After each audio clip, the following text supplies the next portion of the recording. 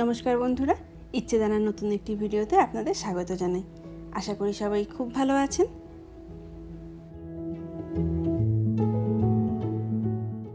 আজ মঙ্গলবার, বাজে ওই দুপুর 2:30 মতো। বেশ কয়েকদিন ঝড় বৃষ্টির পর আজ আবার আমরা পরিষ্কার রোদ ঝলমলে আকাশ দেখছি। আজ তো মিকুর বাবা অফিসে গেছে, তাই দেবাঙ্কনকে উবের করে দিয়েছি। ওর আস্তে আস্তে 10-15 মিনিট মতো সময় লাগবে। সেই সময়ের মধ্যেই ফলগুলোকে কেটে ফেলে আজকে স্কুলে ওকে কার্ড রাইস দিয়েছিলাম। বেশ কয়েকদিন ধরেই শুনছিলাম ওর এই বন্ধু নিয়ে গেছে, ওই বন্ধু নিয়ে গেছে বলে আমাকে বলছিল। বুঝতেই পারলাম ওরও খেতে ইচ্ছে করছে, তাই আমি ভাবলাম আজকে করেই দিই। আর গরমটাও বাঁচে, এই গরমের সময় দই ভাতটা খেতে ভালোও লাগে। আর বাড়িতে কারি পাতাও ছিল, ভালোই হলো। এখন যেমন ইউটিউবের দৌলতে সারা পৃথিবী আমাদের হাতের মুঠোয়। কোন দেশে মানুষ কী খাবার পছন্দ করে, তাদের জীবনযাত্রা কেমন হয়, সবই আমরা জানতে পারি। কিন্তু আমরা যখন প্রথমেই আমেরিকাতে এসেছিলাম তখন ইউটিউবের তো অত প্রচলন ছিল না, আর জানতামও না। সদ্য এসেছি, আর আমাদের রাজ্যেতেই এত ভালো ভালো খাবার পাওয়া যায়, তো সেটার বাইরে আর অন্য দেশে কে কী খায় সেই বিষয়ে আমার কোনো আইডিয়া ছিল না। তো ক্যালিফোর্নিয়াতে সাউথ ইন্ডিয়ান লোকজন কিন্তু প্রচুর আছেন। তো প্রথম তো কার্ড রাইস সেরকম বুঝতাম না, ভাবতাম আমার মা খুব গরমের সময় দই ভাত খেত, সেটাই বোধহয় কার্ড রাইস। পিচ আর আপেল কিন্তু অনেকটা একই রকম দেখতে। পিচের গাটা হয় একটুখানি খসখসে আর খেতে একটু টক মিষ্টি। আমি আমার জীবনে প্রথম কার্ড রাইস খেয়েছিলাম দক্ষিণ ভারতের একটা মন্দিরে। আসলে আমরা যেখানে থাকতাম তার কাছাকাছি কোনো বাঙালি মন্দির ছিল না, তবে আমাদের বাংলাতে যে পুজোগুলো হয়, দুর্গা পুজো, কালী পুজো, সরস্বতী পুজো, এই পুজোগুলো কিন্তু সবই হতো। ওই দক্ষিণ ধাঁচে যে মন্দির ছিল তারই একটা সাইডটা ভাড়া করে এই পুজোগুলো করা হতো। তো সেরকম একটা কোনো পুজোতে গিয়েছিলাম দেখতে। তো পুজোর পরেতে প্রসাদ হিসেবে ওই দক্ষিণ ভারতীয় খাবার মানে পোঙ্গল, লেমন রাইস আর কার্ড রাইস দিয়েছিলেন। তো সেইগুলোই টেস্ট করে তখন দেখেছিলাম, বেশ ভালো লেগেছিল। আমার এদিকে ফলগুলোও কাটা হয়ে গেল। আমের সেই বক্সটা নিয়ে এসেছিলাম না, বেশ মিষ্টি ছিল কিন্তু। তবে না জেনে কিছু কাঁচা আম আমি ফ্রিজে ভরে দিয়েছিলাম, সেই আমগুলো কিন্তু আর পাকেনি। সেই না পাকা না কাঁচা আমগুলোকে দিয়ে আমি চাটনি আর আম ছেঁচা করে খেয়েছিলাম। দুটো জায়গাতে একবারে ভাগ করে রেখে দিলাম। দেবাঙ্কন তো কিছুক্ষণের মধ্যেই চলে আসবে। যাই, এবার রেডি হয়ে নিই, মিকাকে আবার নিয়ে আসতে হবে। এখন বাজে দুপুর 3টে। মিকুকে স্কুল থেকে আনতে এসেছি। এখনও তোদের ছুটি হয়নি, তাই স্কুলের বাইরে তো ওয়েট করছি। আকাশটাকে একবার দেখুন, কি সুন্দর লাগছে। মনে হচ্ছে যেন কেউ রং তুলি দিয়ে এঁকেছে। বল, কি বলছিস? তো বাটন খুলে গেল কি করে? মারামারি করছিলিস? না, বাইক নিয়ে খেলছিস?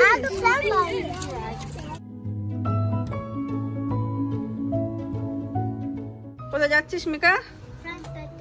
Fun festival. কোথায় হবে সেটা? এখন বাজে বিকেল 5টা। মিকুদের স্কুলে আজকে বিভিন্ন খেলাধুলার আয়োজন করা হয়েছে। আসলে এটাই হচ্ছে এখানকার স্কুলগুলোর লাস্ট সপ্তাহ। এই শেষ 5টা দিন কিন্তু বাচ্চাদের কাছে খুব স্পেশাল। 5টা দিনই কিছু না কিছু হচ্ছে। আজকে যেমন মিকুদের স্কুল থেকে এই খেলাধুলার আয়োজনটা করা হয়েছে এই মাঠটাতে। আর শেষের দিনটা মানে শুক্রবার হবে এখানে ওয়াটার প্লেটে, মানে বাচ্চারা জল নিয়ে খেলা করবে। ড্রাই কাপড়গুলো সমস্ত ব্যাগেতেই ভরে দিতে হবে, ওরাই চেঞ্জ করে নেবে নিজেরা। তারপর আবার হবে ওদের পিকনিক। জানেন তো, এখানকার স্কুলে কোনো বাচ্চাই কিন্তু তাদের টিফিন কারোর সাথে ভাগ করে খেতে পারে না। তবে এই লাস্ট ডেতে স্কুল থেকে আবার সেই ব্যবস্থাটা করে দেয়। এই দিনে আপনি আপনার বাড়ি থেকে খাবার দাবার নিয়ে আসতে পারেন এবং সেটা সবার সাথে শেয়ার করে খেতে পারেন। তবে তার জন্য কিছু রেস্ট্রিকশন থাকে। কোনো নাট জাতীয় খাবার বা কোনো ননভেজ আইটেম আপনি নিয়ে আসতে পারবেন না।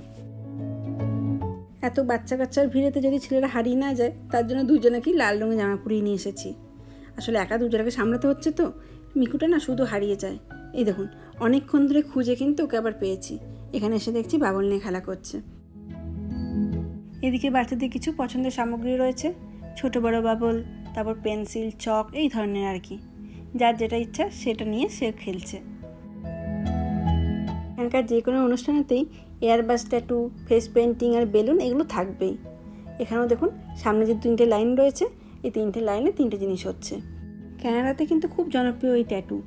দেখুন সামনের মানুষটি সারা হাত জুড়েই এই ট্যাটু রয়েছে। তো বাচ্চারাই বা কেন পিছিয়ে থাকবে, তাদের জন্যই এই এয়ারবাস ট্যাটু। এই যে মিকু বসে গেছে। এখানে অনেক ধরনের অপশন ছিল, তো স্পাইডারম্যান তো ওর সবসময় ফেভারিট। এই ট্যাটুগুলো কিন্তু বেশিক্ষণ দীর্ঘস্থায়ী হয় না, একটু জল দিয়ে বা সাবান দিয়ে ঘষলে এগুলো উঠে যায়। এই যে দেখুন তো মিকুকে কেমন লাগছে। ওখানে ট্যাটু করি আবার চলে এসেছে বেলুনের লাইনে। ও বাবা, আবার এই দিকটিতে বসেছে মেহেন্দি, 2-3 রকমের ডিজাইনও রয়েছে, যে যেটা করতে চাইবে। তবে এগুলো বেশিরভাগ ক্ষেত্রে মেয়েরাই করছে। আর এইদিকে বেলুন দিয়ে বানানো হচ্ছে বিভিন্ন ধরনের আকৃতি। কেউ বানাচ্ছে তলোয়ার, কেউ বানাচ্ছে ফুল, কেউ বানাচ্ছে পুকুর, এই রকম আর কি। আর অন্য দিকটাতে দেখুন এখানে রয়েছে বিভিন্ন ধরনের হুল্লা হুপ, আর এদিকে রয়েছে স্কিপিং রোপ। আর এই প্রোগ্রামটার দায়িত্বে যেহেতু এখানকার সব টিচাররা আছেন, তার জন্য যখনই কারো কোনো হেল্পের দরকার হচ্ছে ওনারা কিন্তু সদা প্রস্তুত। তবে আজ এখানে মিকুর সাথে না আসলে কিন্তু এই গুণটা সম্পর্কে সম্পূর্ণ অজানাই থেকে যেতাম। কি সুন্দর হুল্লা হুপ করছে দেখুন। বাড়িতে একটা ছিল বটে, কিন্তু কোনোদিন তোকে করতে দেখিনি। এখানে এটা মনে হয় স্কুলে এসেই শিখেছে। বাহ, বেশ ভালো লাগলো। এবার একটা বাড়িতে কিনে দেবো, বাড়িতেও তাহলে মাঝে মাঝে করতে পারবে। হুল্লা হুপ করে বেশ ক্লান্ত হয়ে গেছে।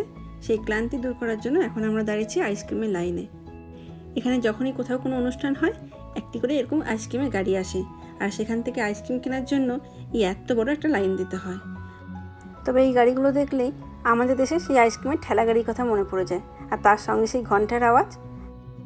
প্রায় 35 মিনিট মতো দাঁড়িয়ে আমরা এই লাইনেতে এসেছি। এই গাড়িটির গাড়িতেই লেখা আছে কী কী ধরনের আইসক্রিম পাওয়া যায় এবং সেটার কীরকম দাম। সেই দেখে সবাই অর্ডার করছেন, আর উনি ভেতর থেকে সেটা সাপ্লাই দিচ্ছেন। উনি কিন্তু একা হাতেই সব কাজ করছেন। কি চাই? Banana chocolate? Vanilla chocolate. Vanilla? Small vanilla chocolate. ভেতরে একেবারে মেশিনও রয়েছে, সেখানেই দেখলাম দুধ চিনি দিয়ে এগুলো বানিয়ে দিচ্ছেন। এই যে এটা হচ্ছে ভ্যানিলা আর চকলেট একসাথে। এগুলোর এক একটা দাম নিল $3 করে। তবে এখানে যে ধরনের আইসক্রিম পাওয়া যায় তার থেকে কিন্তু আমাদের দেশের আইসক্রিমগুলোর স্বাদ অনেক বেশি ভালো। সেরকম আইসক্রিম কিন্তু আবার এখানে দেখতে পাই না। এখানকার অনুষ্ঠানও তো হয়ে গেছে, এখন ওই 7টার মতো বাজে। আর ওইদিকে মিকুর বাবা ফোন করেছিল, বললো অফিস থেকে চলে এসেছে। আর আসার সময় নাকি এই কাছাকাছি একটা দোকান ওপেন হয়েছে আজকে, সেটাও একবার ঘুরে এসেছে। আর বললো একটা জিনিস নিয়ে এসেছে, তবে কি নিয়ে এসেছে সেটা আর বললো না। যাই গিয়ে দেখি।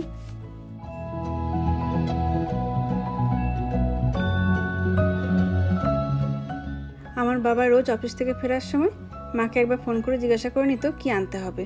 যেটা লাগতো সেটা তো আনতোই, আর তার সাথে প্রায় হাতে করে তেলে ভাজা নিয়ে আসতো। এখানে তো আর সেই অপশনটা নেই।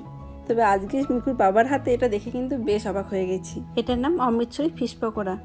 এটা বাসা মাছ দিয়ে তৈরি হয়। তাই পকোড়া বলছে ঠিকই, কিন্তু দেখুন মচমচে ব্যাপারটা কিন্তু নেই, ওই মাছের চপ বলতে পারেন।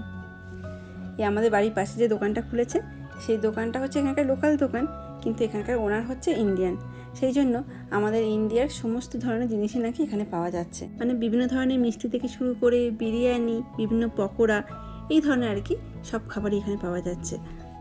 তো ভালোই হলো, আমাদের বাড়ির পাশে যদি এরকম একটা ছোটোখাটো ইন্ডিয়ান রেস্টুরেন্ট থাকে, সেটা মাঝে মাঝে এই সন্ধ্যেবেলাতে এই ধরনের খাবারগুলো নিয়ে এসে খাওয়া যাবে। আর এটা হচ্ছে তন্দুরি চিকেন রোস্ট। এমনি চিকেন রোস্ট কিন্তু এখানকার নর্মাল দোকানেও পাওয়া যায়, কিন্তু তন্দুরি চিকেন রোস্টটা কিন্তু আবার সব দোকানে পাওয়া যায় না। এটা টেস্টটাও একটু বেশি ভালো। আর প্রথম দিন আজকে যেহেতু ওপেন হয়েছে দোকানটা, তার জন্য বেশ এখন ডিসকাউন্টও দিচ্ছে। এটার দাম নিয়েছে মাত্র $8। এটা বরং আমাদের ডিনারে হয়ে যাবে।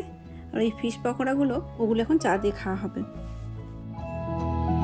আর এখানে স্যালাড হিসেবে দিয়েছে মূলো কুচি, আর তার সাথে একটা ঝাল ঝাল চাটনি। যাই চাটা করে ফেলি, আর তার সাথে কিছু শসা আর পেঁয়াজও কেটে ফেলি।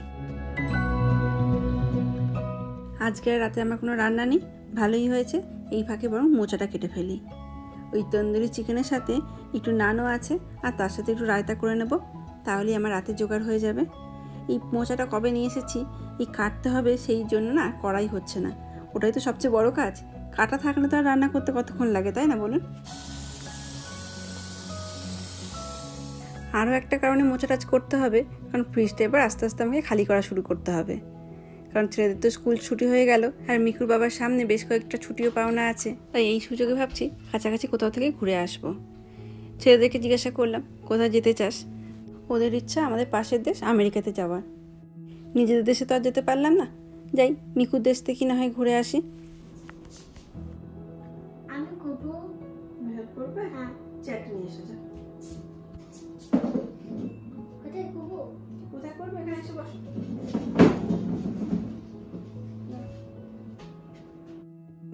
আমার প্রধান সাহায্যকারী চলে এসেছে। যাই বলুন না কেন, এই মোচাটা কিন্তু একা একা ছাড়াতে খুব বিরক্ত লাগে, পাশে একজন থাকলে মনে হয় যেন এই কাজটা খুব তাড়াতাড়ি হয়ে যায়। আমাদের এই বেড়াতে যাওয়ার ব্যাপারটা 2-3 দিন ধরেই আলোচনা হচ্ছিল। মিকুর বাবা কালকে রাতে হোটেলগুলো বুকও করে দিয়েছে। এখন মোটামুটি আমরা নিশ্চিত যে আমরা যাচ্ছি। সেই জন্যই অন্যান্য যে সমস্ত কাজগুলো আমাদের পেন্ডিং আছে সেগুলো সব আস্তে আস্তে সেরে ফেলতে হচ্ছে। বেশ কয়েকদিনের জন্যই যাব, আর তার চেয়েও বড়ো কথা, এটা তো নিজের দেশের মধ্যে নয়, একটা অন্য দেশে যাব, তাও আবার সড়ক পথে। এটার আনন্দ কিন্তু আরও অনেক বেশি জায়গা এখানে কভার করা যায়, আর মনে হয় যেন আমরা পিকনিক করতে যাচ্ছি। এই দেখুন, এদিকে কথা বলতে বলতে আমার মোজাগুলো কাটাও হয়ে গেল। যদিও আমি একা কাটিনি, আমার সাথে দুজন বড় মাপের হেল্পার ছিল, ওরাও অনেক হেল্প করেছে। এই মোজাটা কাটতে একটু সময় লাগে বটে, তবে এই অনেক দিন পর পেলাম তো আমাদের কিন্তু বেশ ভালো লাগলো। এটাই ভিজিয়ে রেখে দিলাম, কালকে করব। এখন বাজে রাত 9:25। সূর্যি মামা অস্ত যাওয়ার পর আকাশটাকে দেখুন কি সুন্দর লাগছে। যাই, এবার ছেলেদেরকেও আবার রাতের খাবারটা দিয়ে দিই, ওদের আবার কালকে স্কুল আছে। আজ তাহলে আমার ভিডিওটা এখানেই শেষ করছি। কেমন লাগলো অবশ্যই জানাবেন। যদি ভালো লেগে থাকে লাইক, শেয়ার, কমেন্ট করে দেওয়ার জন্য অনুরোধ করে রাখলাম। ভালো থাকবেন, সুস্থ থাকবেন। আবার দেখা হবে পরবর্তী একটি ভিডিওতে।